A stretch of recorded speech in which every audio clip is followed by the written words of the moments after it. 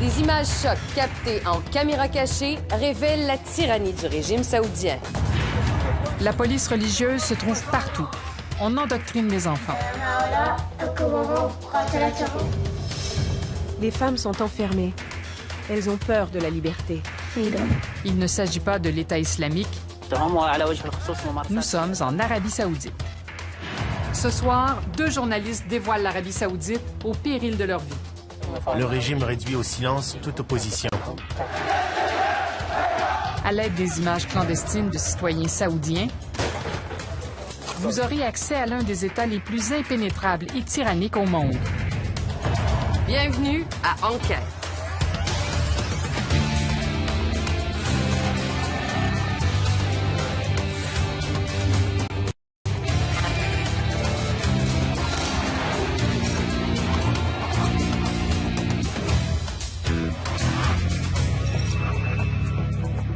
Bonsoir, Mesdames, Messieurs.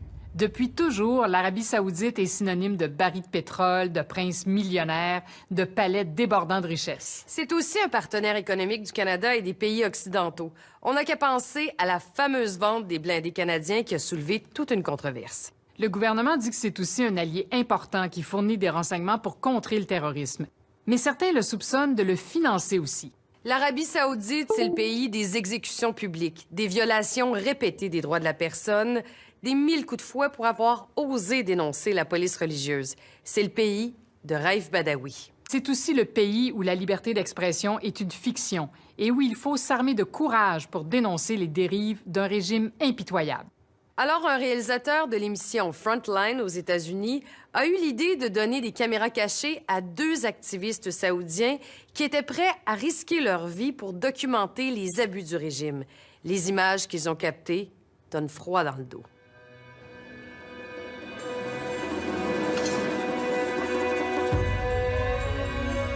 Voici un État qui décapite et crucifie même parfois ses citoyens.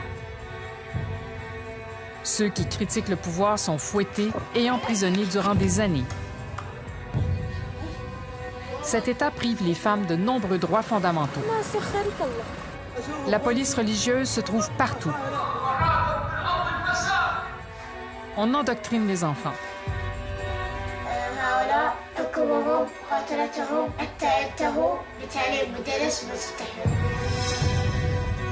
Il ne s'agit pas de l'État islamique.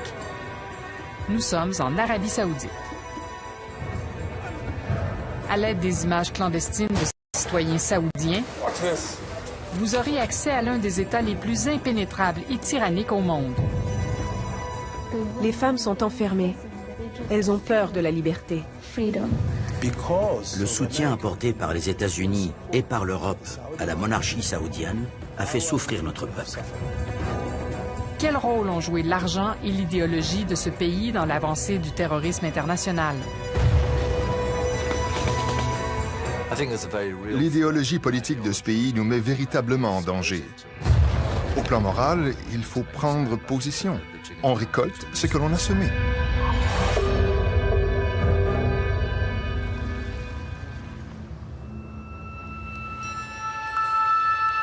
En janvier 2015, le Royaume-Uni, proche allié de l'Arabie saoudite, met son drapeau en berne à Westminster.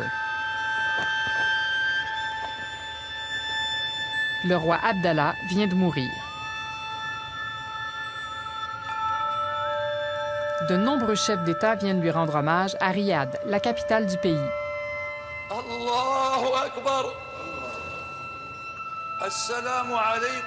Pendant ce temps, dans une autre ville saoudienne, un jeune blogueur est fouetté en public. Les prises de position de Raif Badawi sur le gouvernement et la religion ont mené à sa condamnation pour insulte à l'islam. Il a écrit « La seule façon de traiter avec un monde non libre est de devenir tellement libre que votre existence même est un acte de rébellion. » Ce père de 3 jeunes enfants a été condamné à 10 ans de prison et à 1000 coups de fouet.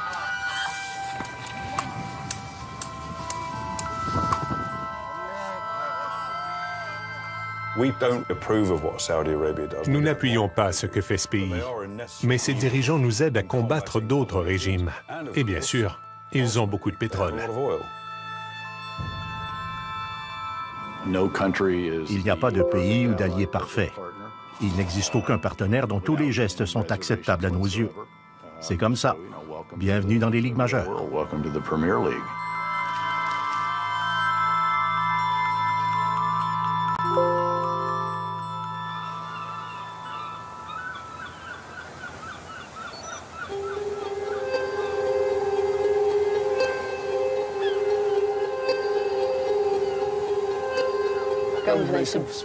En Arabie Saoudite, on dit « Sois prudent, les murs ont des oreilles ».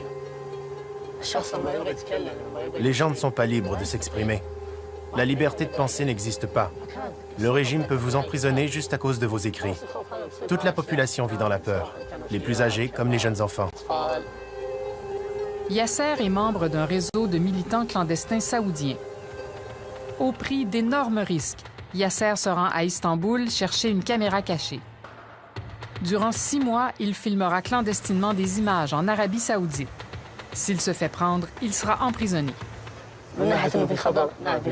Oui, c'est dangereux, mais le monde doit savoir qu'on nous persécute et que nous vivons en esclaves depuis des décennies. Je ferai ce qu'il faut pour montrer cette horrible réalité, et advienne que pourra.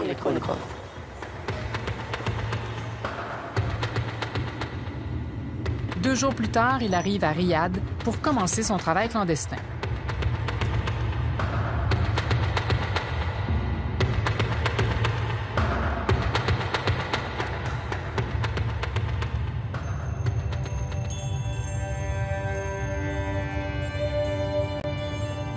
En Arabie saoudite, c'est le roi qui a tous les pouvoirs. L'image du roi Salman est partout dans les rues depuis son accession au trône en 2015. L'Arabie saoudite abrite les lieux les plus saints de l'islam et est le premier exportateur mondial de pétrole. On estime que la compagnie pétrolière d'État vaut 12 000 milliards de dollars. La fortune de la famille royale et de son cercle rapproché se chiffre en milliards. Une avenue de palais défile devant la caméra de Yasser. À première vue, ce pays représente l'opulence.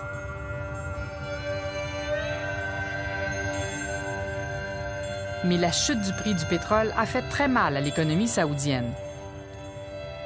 Et les milliards de dépenses sociales n'ont pas empêché la pauvreté de frapper le quart de la population, selon les estimations.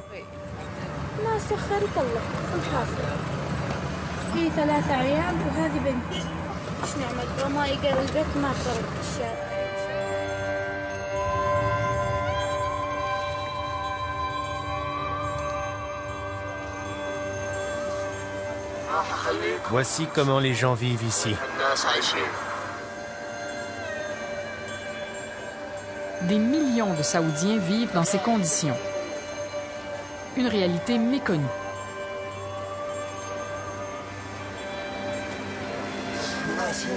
C'est vraiment la misère ici. Les gens vivent comme des animaux. Les enfants tentent de vendre des choses. Mon Dieu, quel dépotoir. Des égouts à ciel ouvert.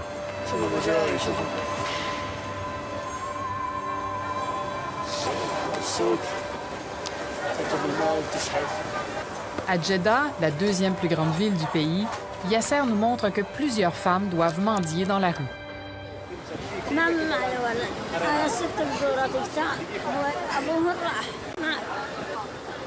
Une Saoudienne sur 5 en âge de travailler aurait un emploi.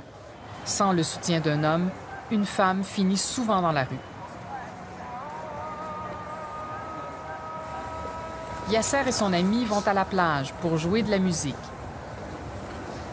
Une patrouille de la police religieuse les interpelle. Ils nous ont avertis. Ils ont dit que s'ils le voyaient jouer, ça irait mal. En Arabie saoudite, la police religieuse interdit la musique dans les lieux publics.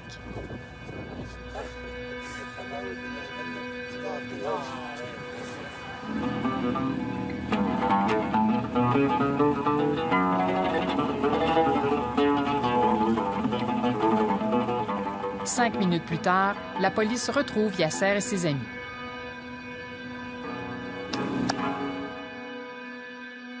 Ce sont les dernières images tournées avant que la police détruise l'instrument et la caméra cachée de Yasser.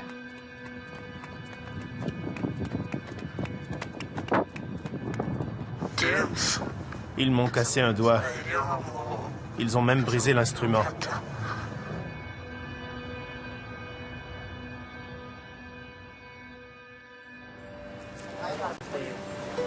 J'ai le droit d'entrer?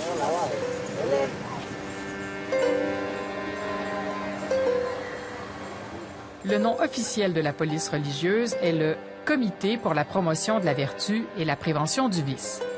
Elle patrouille dans les rues et centres commerciaux pour imposer avec rigueur les lois islamiques.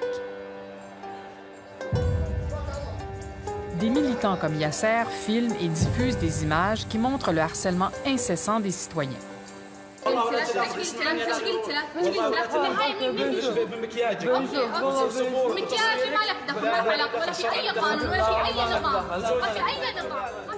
Ces policiers forcent les femmes à se voiler. Ils sortent les gens des cafés et leur disent d'aller prier.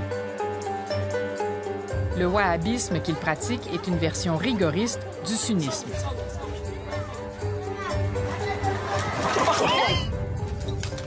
La police religieuse détruit ici des bouteilles qui, selon elle, contiennent de l'alcool.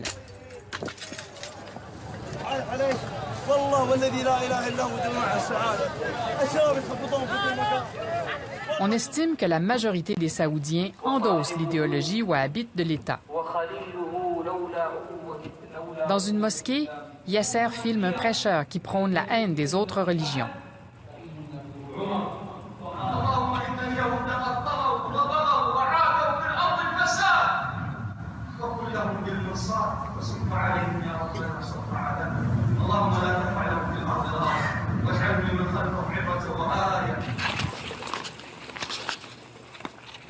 Comme idéologie d'État, le wahhabisme est enseigné très tôt aux enfants.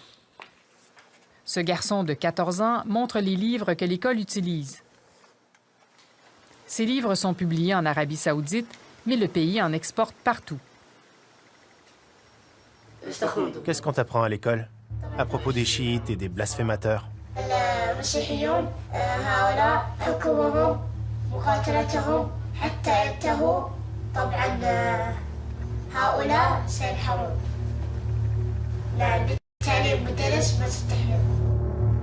Ce manuel ne s'attaque pas qu'aux autres religions. Même les musulmans chiites du pays sont décrits comme des ennemis.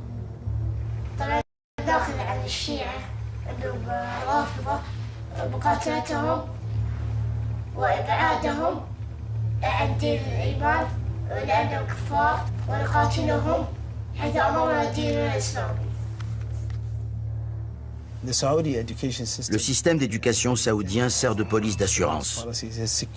Elle protège la famille royale en trompant des millions d'élèves.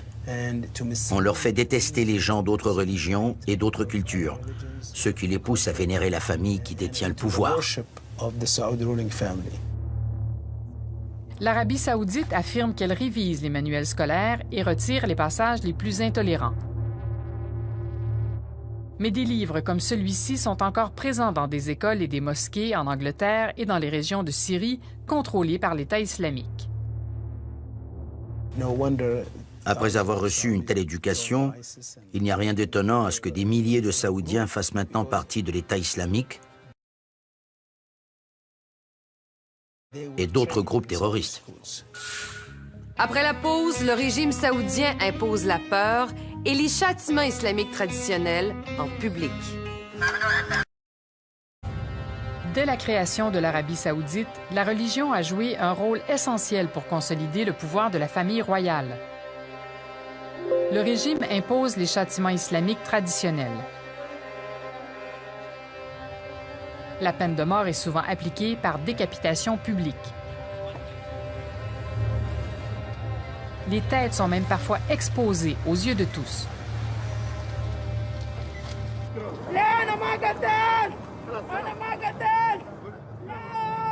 En 2015, 157 personnes ont été exécutées. Cette Birmane a été reconnue coupable d'avoir tué sa belle-fille.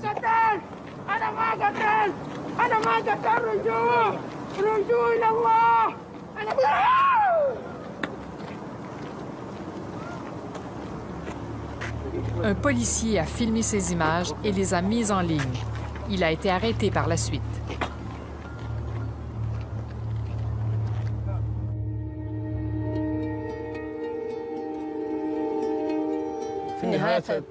Le régime réduit au silence toute opposition. Il emprisonne et attaque les opposants. L'islam, ce n'est pas ça, selon moi. Tout le monde est en colère. Mais personne ne parle, voilà le problème. Les gens ont peur d'aller en prison. Le régime fait tout pour que rien ne se sache. Si la vérité éclate au grand jour, ce sera la fin pour le pouvoir.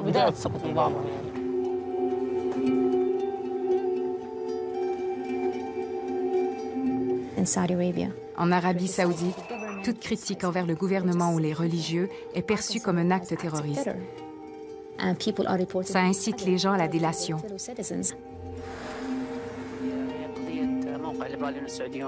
موقع الليبراليون السعوديون هو أثار حفيظة المتشددين بصفة عامة في السعودية لأنه كان يفضح ممارسات.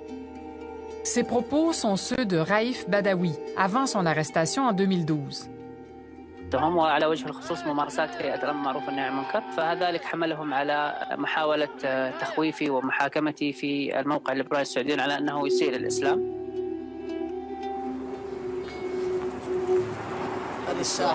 C'est sur cette place que notre frère Raif Badawi a été fouetté. J'ai beaucoup de respect pour Raif. Il est resté fidèle à ses convictions. Il ne portait pas d'armes, il n'a tué personne, il n'a pas posé de bombe. Tout ce qu'il a fait, c'est exprimer ses opinions.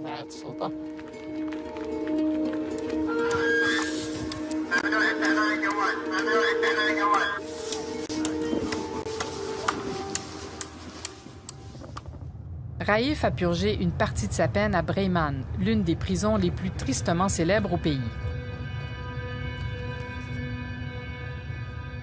Peu de gens connaissent la réalité de ces prisons ultramodernes. Yasser y a fait entrer des caméras et des téléphones portables.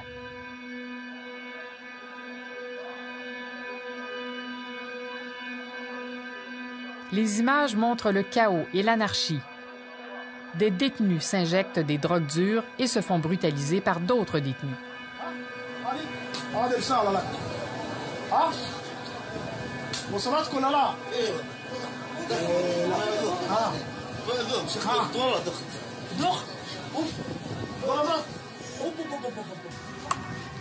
Raif Badawi n'a finalement pas reçu les autres coups de fouet prévus après les 50 premiers, mais sa peine de 10 ans est maintenue.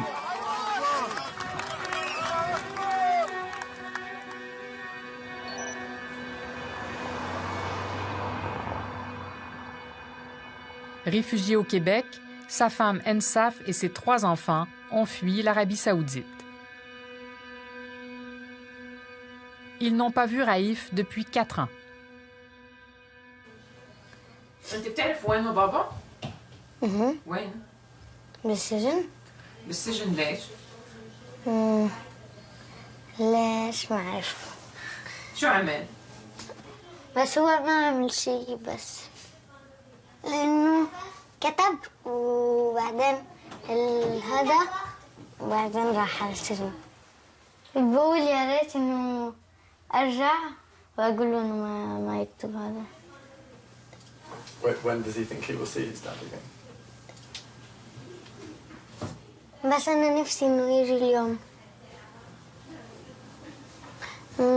وفكرك إمتى رح تشوفه؟ ما أعرف. Doudi a 10 ans. Lui et ses sœurs reçoivent de très rares appels téléphoniques de leur père.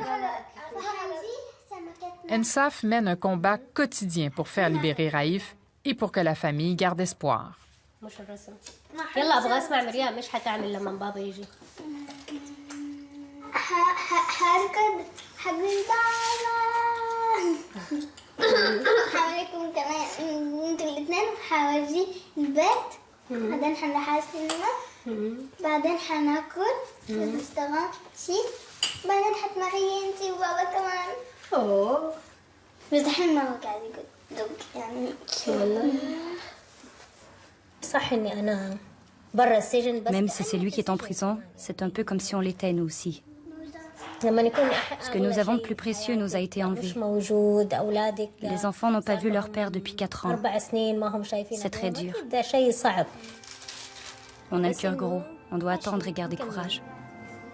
Les démarches d'ENSAF et les pressions internationales ont poussé la justice saoudienne à réévaluer le dossier de Raif Badawi. Je suis quelqu'un d'optimiste. J'espère que Raif sera avec nous pour Noël. Mais je n'en sais rien. Je n'ai jamais de bonnes nouvelles d'Arabie Saoudite.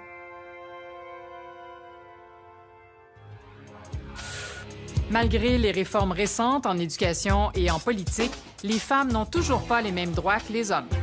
Certaines pensent que les droits des femmes ne les concernent pas. Elles sont prisonnières, selon moi, de leur vieille tradition.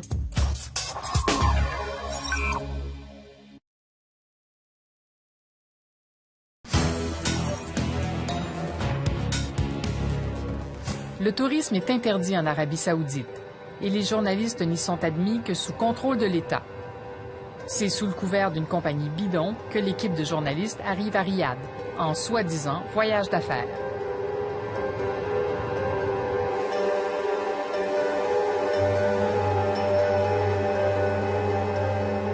Équipés de caméras cachées.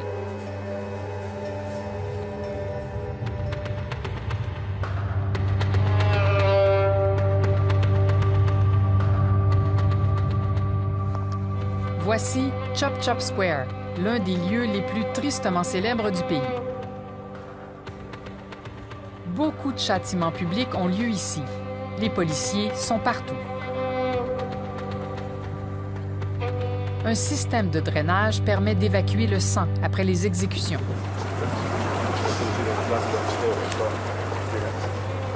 La présence de 2 Occidentaux au beau milieu de Chop Chop Square éveille les soupçons.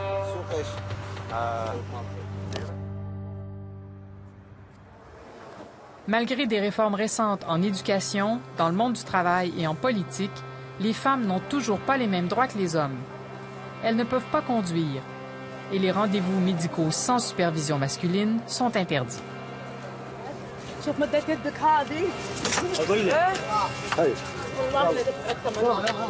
Si une femme dénonce un abus, la police accepte parfois la plainte si un proche de sexe masculin est présent.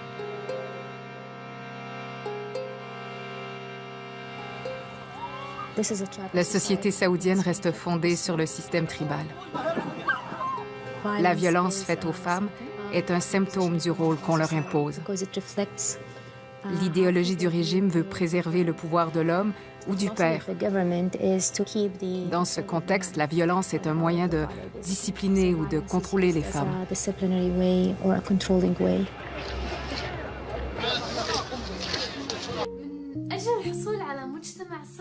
Loujen Atloul est la militante féministe la plus en vue du pays. Au volant d'une voiture, elle défie l'interdiction de conduire imposée aux Saoudiennes. Bonjour, ici Loujen Atloul. Je roule sur Wayfat Road. Je veux passer la frontière saoudienne. Voyons ce qui va se passer. Quelques instants plus tard, Loujen est arrêtée en tentant d'entrer au pays avec sa voiture. Elle est détenue sans procès pendant 73 jours. Elle est finalement libérée, mais elle ne peut plus voyager et doit faire face à des accusations de terrorisme. Malgré les risques, elle accepte de répondre aux questions dans un lieu secret.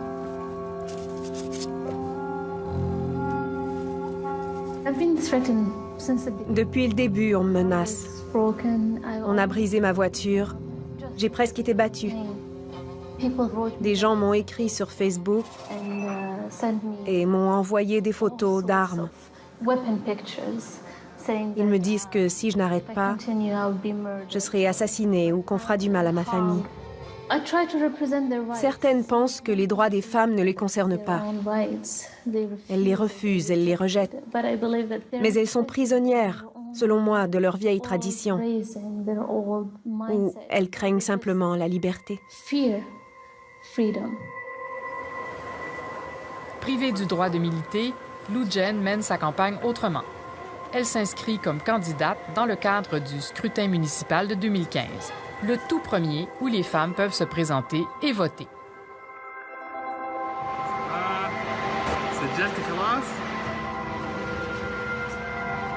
Oui, je l'ai fait.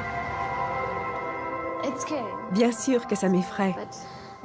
Je ne dirai pas que je n'ai pas peur, mais je continue. Je ne m'arrêterai pas, même si je tremble. Je ne vais pas abandonner. En 2011, Ali Nimir, 17 ans, est condamné à mort. Il a participé à des manifestations dans la foulée du printemps arabe. À l'époque, plusieurs jeunes chiites prennent la rue dans ce pays où manifester est interdit.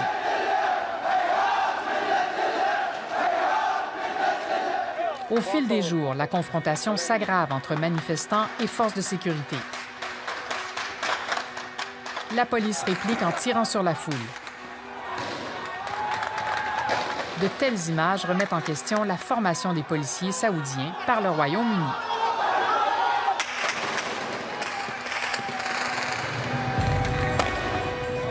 Les soulèvements s'étendent à d'autres régions du pays.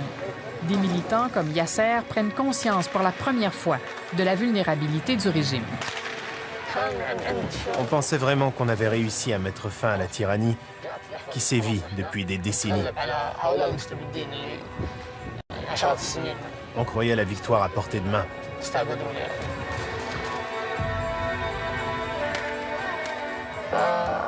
Après tant d'efforts, la déception a été énorme. C'était frustrant, honteux et tellement triste. Finalement, après des dizaines de morts chez les manifestants et de très nombreuses arrestations, le régime a mis fin au soulèvement.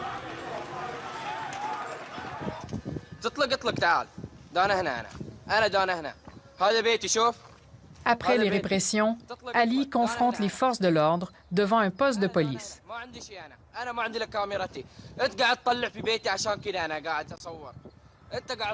Il a été arrêté peu après cet enregistrement et accusé de multiples délits. Selon sa famille, ses aveux ont été obtenus sous la torture. Ali m'a appelé de la prison de Riyad. Il m'a posé des questions sur certains mots utilisés dans l'acte d'accusation. Les mots sédition et trahison. Ali n'est qu'un enfant. Il m'a dit, « Papa, qu'est-ce que ça veut dire? Que veut dire sédition et trahison ?» En cas de trahison, un condamné est décapité avant d'être crucifié en public.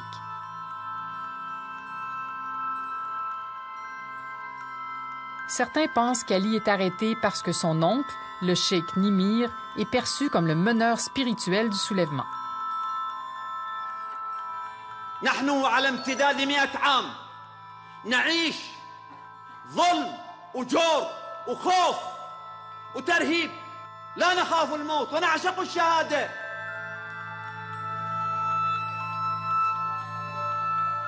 طبعا صعب يعني ليلي ونهاري الذكرى ما يغيب عن بالي على طول الذكر عليه موجود في بالي على طول لساني يلهج بالدعاء إليه بالفرج إليه أشياء كثيرة في البيت تعني لي علي كل البيت أصلا يعني لي علي.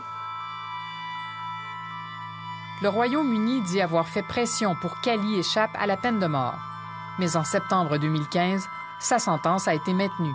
Plus aucun appel n'est possible. Au même moment, on apprend que l'Arabie saoudite assurera la présidence du groupe d'experts du Conseil des droits de l'homme de l'ONU. Après la pause, des œuvres de charité qui soutiendraient le terrorisme. Le Haut Commissariat saoudien était un important organisme caritatif soutenu par l'État. À l'époque, des membres acheminaient des fonds à des groupes terroristes.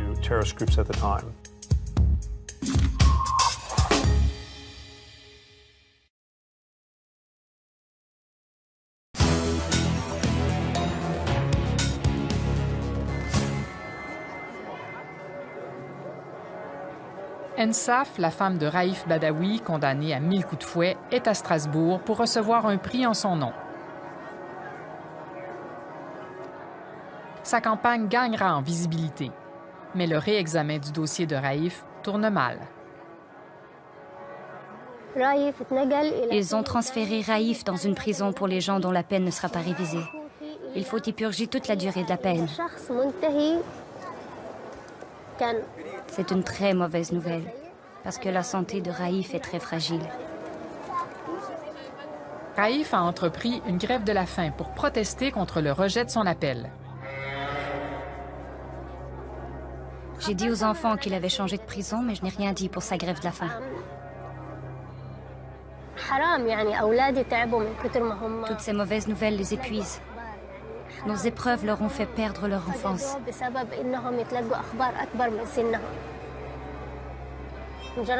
Mais je suis heureuse de les avoir. Ils sont ma force et mon courage pour continuer. Raïf n'a personne. On l'a arraché à ses enfants. C'est une peine vraiment cruelle et injuste.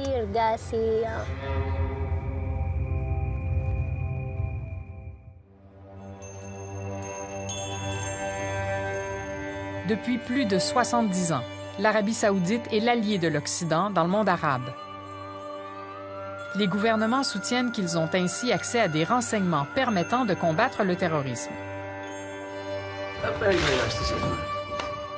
Durant les années de David Cameron au pouvoir au Royaume-Uni, plus de 8 milliards de dollars d'armement ont été vendus aux Saoudiens.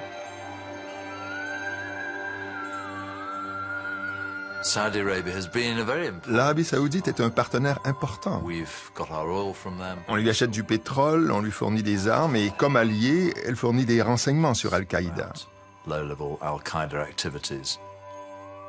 Mais c'est ironique, car Al-Qaïda s'inspire d'une interprétation extrémiste de la religion officielle en Arabie saoudite. Et celle-ci fait tout pour propager sa religion sur la planète depuis 1979. C'est une relation plutôt ambiguë. Les Saoudiens ont dépensé au moins 70 milliards de dollars pour propager l'islam wahhabite sur la planète. Mais le régime a toujours nié tout lien officiel avec le terrorisme. Il s'apprête même à envoyer des troupes combattre l'État islamique en Syrie. Mais des preuves ont été révélées au sujet de la plus médiatisée des attaques terroristes.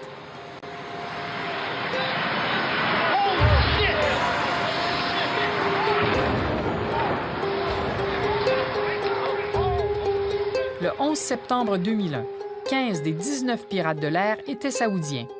Et Oussama Ben Laden était issu d'une famille saoudienne très en vue. Les États-Unis ont enquêté sur les liens de ce pays avec des organisations terroristes.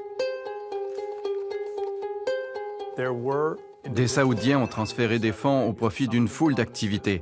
Parmi ces gens, il y avait des citoyens influents et des personnes en lien avec la famille royale. On a découvert d'immenses quantités d'argent envoyées pour promouvoir la branche wahhabite de l'islam sunnite. Cela a eu des conséquences qui n'étaient peut-être pas préméditées, mais qu'on aurait dû identifier. Des documents américains démontrent le soutien du terrorisme par des organismes humanitaires islamiques. Le nom d'un de ces organismes revient très souvent, le Haut Commissariat saoudien pour l'aide à la Bosnie. Créé à Sarajevo par l'Arabie saoudite, il avait accordé une aide de plus de 500 millions de dollars aux musulmans de Bosnie. Le Haut Commissariat saoudien était un important organisme caritatif soutenu par l'État. Dans certains cas, il a été impliqué dans le financement du terrorisme en Bosnie. À l'époque, des membres acheminaient des fonds à des groupes terroristes. Mais au-delà de ces allégations de financement, des preuves ont démontré que le Haut Commissariat saoudien employait et dissimulait des terroristes. Selon la preuve des avocats des familles du 11 septembre, les États-Unis savaient que le Haut Commissariat participait au terrorisme. Mais Washington n'a réagi qu'après le 11 septembre. À Sarajevo, 2 semaines après le 11 septembre, l'OTAN procède à une descente au Haut Commissariat. Are you saying that you have evidence of Al-Qaeda's activities here in Bosnia? Yes. Un officier supérieur qui a participé à la descente nous a parlé d'éléments inquiétants mis au jour par l'opération. un disque dur contenant des cartes indiquant des édifices militaires à Washington, des instructions pour falsifier des insignes du département d'État et des photos du World Trade Center avant et après l'attaque. L'étendue de la preuve, le nombre de membres de l'organisme qui avaient des liens avec le terrorisme, la quantité d'argent détourné nous permettent de douter que c'était un organisme humanitaire totalement légitime. Il s'y passait sûrement des choses louches. Les documents déposés en cours confirment que le Haut-Commissariat saoudien était une extension officielle du régime qui assurait le tiers de son financement. Et son président d'alors voit désormais son image suspendue partout dans les rues de Riyad. Il était prince à l'époque, mais aujourd'hui, c'est le roi Salman. Et selon les médias saoudiens, il avait visité les bureaux de l'organisme 1 an avant la descente.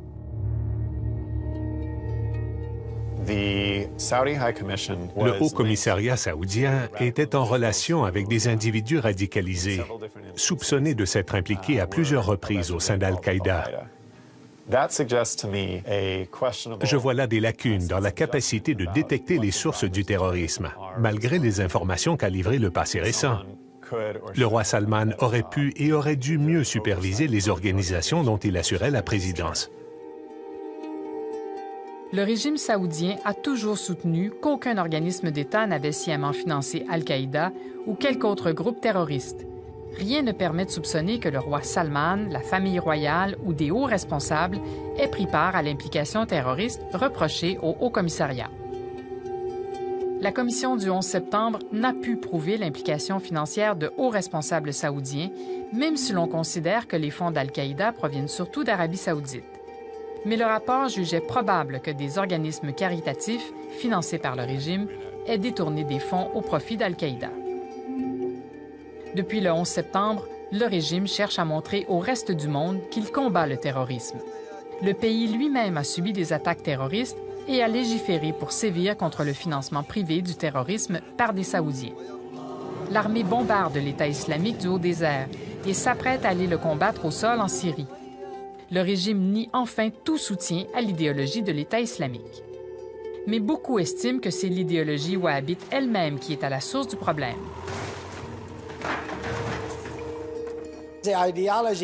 L'idéologie de l'État islamique n'est pas très différente de celle que met de l'avant le salafisme wahhabite d'Arabie saoudite. Tant que les Saoudiens ne changeront pas, on ne pourra jamais regarder vers l'avenir. Parce que même si on gagne contre l'État islamique, un autre groupe va lui succéder. Il s'appellera autrement, mais son idéologie issue de l'Arabie saoudite restera inchangée.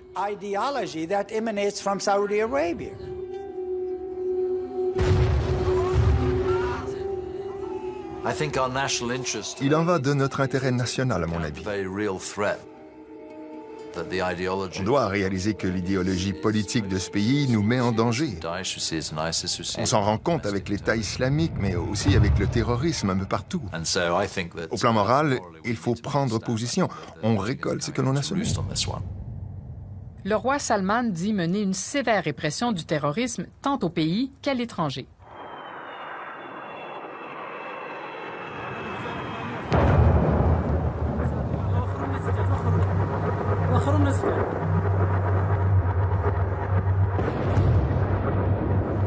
Le 2 janvier 2016, le gouvernement a annoncé l'exécution de 47 hommes condamnés pour terrorisme au pays.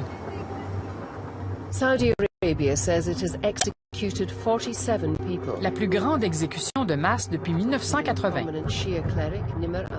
Beaucoup d'entre eux étaient des terroristes d'Al-Qaïda, mais plusieurs autres étaient des dissidents. Ce jour-là, Ali Nimir n'était pas du nombre, mais son oncle, le cheikh Nimir, a été exécuté. Une vidéo tournée par le réseau de Yasser peu après l'exécution montre qu'elle a déclenché les premières grandes manifestations dans l'est du pays depuis le printemps arabe.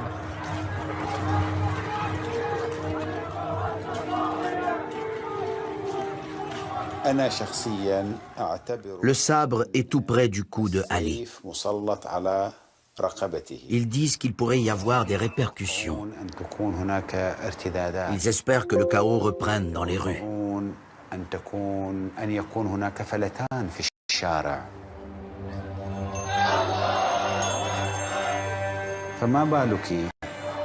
Qu'est-ce qu'il va se produire si par malheur il est exécuté?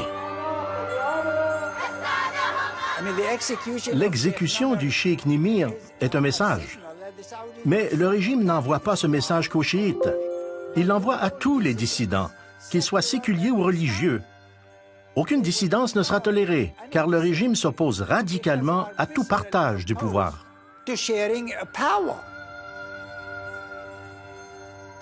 Je ne peux pas continuer. Tous mes amis se font arrêter. Si la police trouve ma caméra, on va m'accuser de terrorisme. Les gens sont très fâchés. Le roi nous a montré son vrai visage. Le pouvoir avait promis des élections sous le signe des droits des femmes. Mais le jour du vote, le nom de la militante féministe Loujain Atloul n'était pas sur le bulletin de vote. Le pouvoir ne veut pas de moi. Il a peur que je cause des problèmes.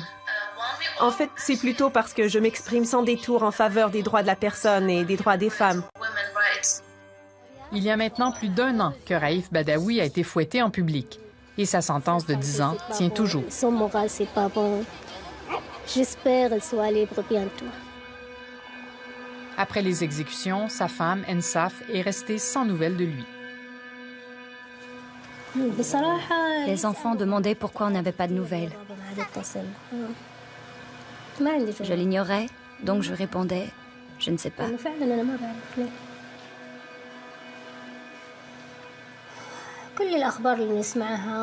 Quand j'entends les nouvelles à propos du pays, je coupe tout, je n'écoute pas, je me protège. J'essaie de me convaincre que ces nouvelles n'auront pas d'impact sur le dossier de Raif.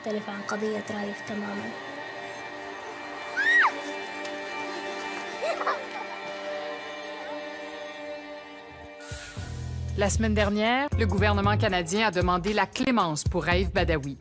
Le ministre des Affaires étrangères, Stéphane Dion, a fait cette annonce juste avant sa rencontre avec le président de la Commission des droits de la personne de l'Arabie saoudite. Et il a assuré aux Canadiens qu'il ne lâcherait jamais.